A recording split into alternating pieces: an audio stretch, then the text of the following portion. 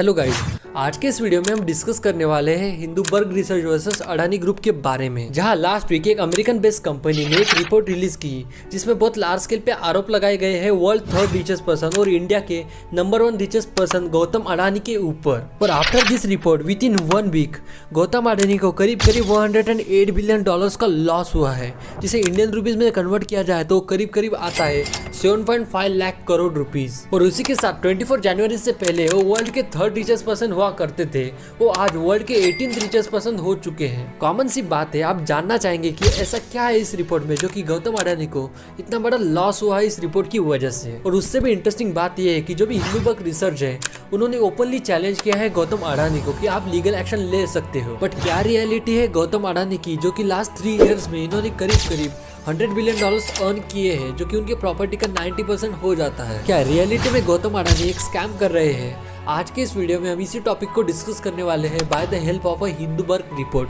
और Hindenburg report ने क्या एलिगेशंस लगाए हैं गौतम अडानी के ऊपर, उसको भी हम डिस्कस करने वाले हैं। तो चलिए वीडियो को शुरू करते हैं।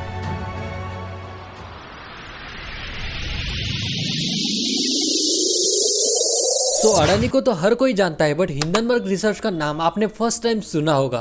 तो सबसे पहले हम समझते हैं हिंडनबर्ग रिसर्च को। इस कंपनी की स्थापना 2017 में की गई थी बाय नेथन एंडरसन, जो कि एक चार्टर्ड फाइनेंशियल एनालिसिस्ट थे। जिसे हम सिंपल वर्ड में समझे तो उसका मीनिंग होता है फाइनेंशियल एनालिसिस्ट। ये कंपनी फाइनेंशियल रिसर्च करती है, जहाँ इन कंपनी का मानना है कि ये कंपनी बहुत हार्डकोर इन्फॉर्मेशन को फाइंड करती है और उसके बाद में उस कंपनी को एक्सपोज करती है। जब इन्होंने ये कंपनी बनाई थी तो इस कंपनी के नाम के पीछे बहुत हिस्टोरिकल इंसिडेंट है, जहां पुराने समय एक हवाई जहाज हुआ करता था जो कि प्लेन से डिफरेंट हुआ करता था, जिसका नाम था हिंडनबर्ग। बट अनफॉर्चुनेटली इन 1937 उसमें आग लग गई, जिस रीजन की वजह से करीब 37 लोगों की जान चली गई। और इस इंसिडेंट के कुछ पिक्चर्स भी खींचे गए हैं जो कि हिस्टोरिकल माने जाते हैं, और ये बहुत हिस्टोरिकल मूवमेंट था तब का। और नेथन एंडरसन इसी इंसिडेंट को कंपेयर करते हैं फाइनेंशियल डिजास्टर से जो कि स्टॉक मार्केट में होते हैं, जहां नेथन का मानना है कि कोई भी फाइनेंशियल डिजास्टर को मैनेज कर सकते हैं, जहां एक कोई भी फाइनेंशियल डिजास्टर को होने से बचाते हैं। जहां इनको कोई भी कंपनी के ऊपर शक होता है तो उसके ऊपर ये रिसर्च करना स्टार्ट कर देते हैं। और 2-3 साल के रिसर्च के बाद में ये एकदम से न्यूज़पेपर्स में और सोशल मीडिया पे इनका रिपोर्ट पब्लिश कर देते हैं। और आफ्टर दैट वो शॉर्ट सेलिंग से पैसे कमाते हैं, जो कि one of the main source है उनका पैसे कमाने का। बट अब बहुत सारे लोगों को पता नहीं होगा कि शॉर्ट सेलिंग होती क्या है। तो इसको सिंपल वर्ड में समझे तो ये एक पैसा कमाने का तरीका है जो कि स्टॉक मार्केट से। यूजुअली हम जब भी स्टॉक मार्केट में इन्वेस्ट करते हैं तो जब भी स्टॉक प्राइस ऊपर जाती है तो हमें प्रॉफिट होता है और उससे हम पैसे कमाते हैं। पर जब भी शॉर्ट सेलिंग होती है उसमें क्या होता है कि जब भी स्टॉक प्राइस नीचे जाती है तो उससे हम पैसे कमा सकते हैं, जो कि एक तरीका है अलग स्टॉक मार्केट से पैसा कमाने का। ये जो भी हिंडनबर्ग कंपनी है, ये कोई भी कंपनी को टारगेट करती है और उसके ऊपर रिसर्च करती है डीपली, जो कि उसके फाइनेंशियल्स को आइडेंटिफाई करके।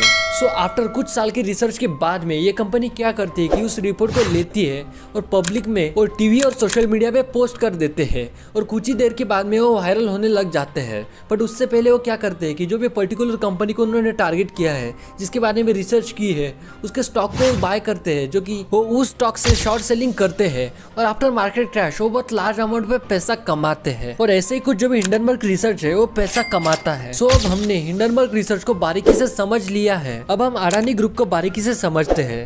जो भी अडानी ग्रुप है उसमें करीब 7 कंपनीज है। First Adani green energy, second Adani enterprises, third Adani transmission, fourth Adani total gas, fifth Adani power, 6 Adani ports और 7th और लास्ट अडानी विल्मर। ये सातों कंपनी अडानी ग्रुप के स्टॉक मार्केट में रजिस्टर है, जो कि सातों कंपनीज की वैल्यू मिलाई जाए तो करीब 120 बिलियन डॉलर्स बनते थे पहले।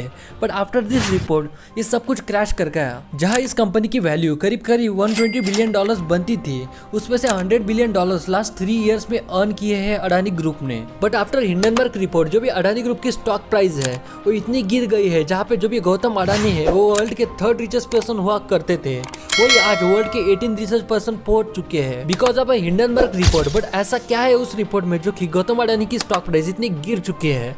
मेजरली जो भी हिंडनबर्ग रिपोर्ट है उन्होंने करीब 5 एलिगेशन लगाए हैं गौतम अडानी के ऊपर। सबसे पहला एलिगेशन ये है कि जो भी हिंडनबर्ग रिसर्च है उनका कहना है कि जो भी अडानी ग्रुप है उनके फंडामेंटल बेसिस पे उनके शेयर प्राइस बहुत ओवर वैल्यू है। सेकंड एलिगेशन ये है कि जो भी अडानी ग्रुप है उनके ज्यादातर कंपनीज बहुत लार्ज स्केल पे डेट लेती है यानी कर्जा लेती है, जो कि इनमें लिक्विडिटी क्राइसिस के चांसेस बढ़ा देती है। थर्ड एलिगेशन ये है कि जो भी अडानी ग्रुप का ज्यादातर कंट्रोल है वो उनके फैमिली मेंबर्स के पास है और कुछ फैमिली मेंबर्स के ऊपर फ्रॉड, मनी लॉन्ड्रिंग और करप्शन के आरोप लगे हुए हैं। फोर्थ एलिगेशन ये है कि जो भी अडानी ग्रुप है इनके फॉरेन कंट्रीज में शेल कंपनीज बनाई हुई है जो कि मनी लॉन्ड्रिंग और स्टॉक पार्किंग जैसी इनलीगल एक्टिविटीज करते हैं। और फिफ्थ एलिगेशन ये है कि जो भी अडानी ग्रुप है इन्होंने पास्ट में स्टॉक प्राइस को इनलीगली मैनिपुलेट किया है।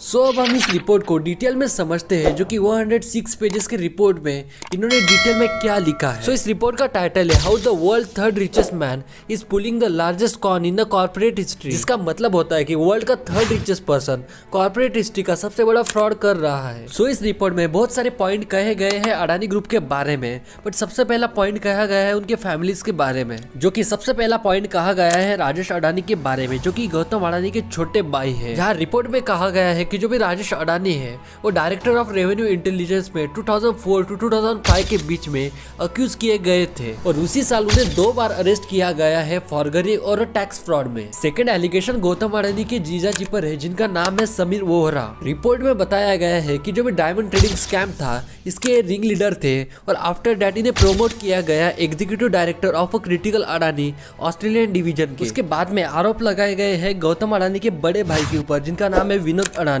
रिपोर्ट में कहा गया है कि ये अलग अलग कंट्रीज में जाके ऑफशोर शेल कंपनीज बनाते हैं और क्रिमिनली वहाँ पे मनी लॉन्ड्रिंग करते हैं। और रिपोर्ट में ये भी बताया गया है कि जो भी हिंडनबर्ग रिसर्च है इन्होंने 38 ऑफशोर शेल कंपनीज फाइंड की है जो कि हैंडल की जा रही थी विनोद अडानी के द्वारा। और उस 38 कंपनीज में से कुछ कंपनीज का एड्रेस नहीं था, कुछ कंपनीज की वेबसाइट ही नहीं थी और कुछ कंपनीज के फोन नंबर भी रजिस्टर नहीं थे। जो भी हिंडनबर्ग रिसर्च है उनका मानना है कि जो भी कंपनीज बनाई गई थी वो सिर्फ दिखाने के लिए बनाई गई थी, जो कि वहाँ पे कोई भी कंपनी एग्जिस्ट नहीं करती, जो कि वहाँ पे कोई भी ठीक से वेबसाइट नहीं है और ना ही कुछ कंपनीज का रजिस्ट्रेशन है। और यही कुछ आरोप हिंडनबर्ग रिसर्च गौतम अडानी के ऊपर करते हैं। सो आफ्टर दैट 29 जनवरी को जो भी अडानी ग्रुप है उनके द्वारा एक रिस्पॉन्स आता है जो कि 413 पेजेस के रिस्पॉन्स में एक लेटर आता है।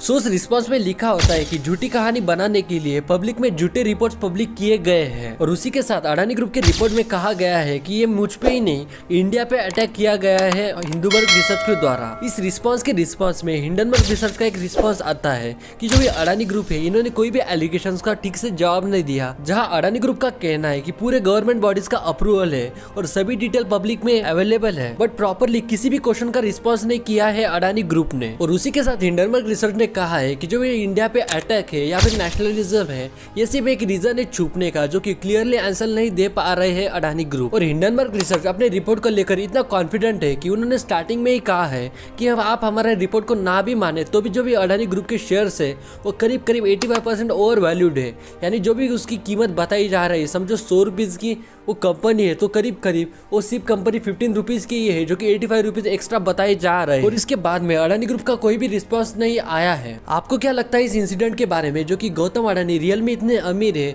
या फिर इन्होंने कोई स्कैम किया है? जो कि रतन टाटा पिछले 150 साल से इंडियन मार्केट में है, जो कि अंबानी पिछले 100 साल से इंडियन मार्केट में है, वो वर्ल्ड के थर्ड रिचेस्ट नहीं बन पाए, बट जो भी गौतम अडानी है वो विद इन 3 ईयर्स वर्ल्ड के थर्ड रिचेस्ट पर्सन बन चुके हैं। क्या रियलिटी में गौतम अडानी एक स्कैम कर रहे हैं? ये तो हमें फ्यूचर में ही पता चलेगा। सो दोस्तों, छोटी सी जानकारी अच्छी लगी हो या फिर कंटेंट अच्छा लगा हो तो प्लीज फ्री वाला सब्सक्राइब बटन दबाना ना भूलिएगा। तो मिलते हैं नेक्स्ट वीडियो में।